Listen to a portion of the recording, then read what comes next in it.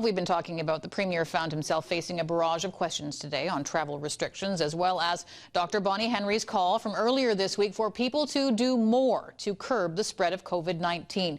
For more on this, we're joined now by CHEK political correspondent Rob Shaw. Rob, the Premier seemed adamant that BC will not be following Manitoba's lead on this travel thing, this quarantine thing. Why not?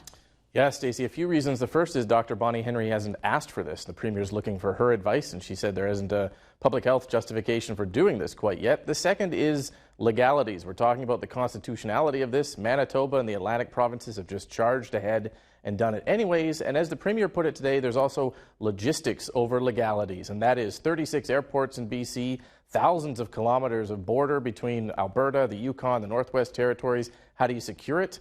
The Premier had this to say about the differences between Manitoba and British Columbia's logistics.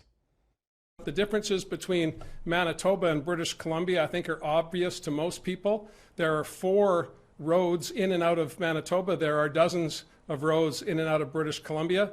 We have major airports. There is but one major airport in Manitoba.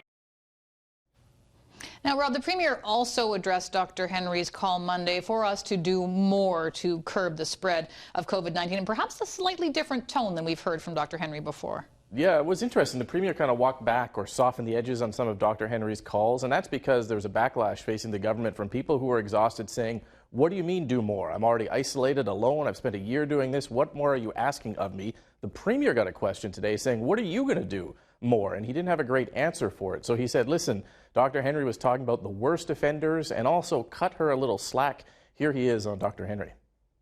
So I'd cut her some slack if she was a bit grumpy on Monday. She has been an absolute rock for all of us, and I think the vast majority of British Columbians feel that way.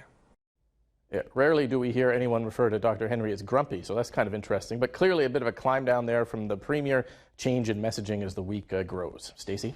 All right, looking forward to things continuing to change, as we know they will do, Rob. Thanks very much for that.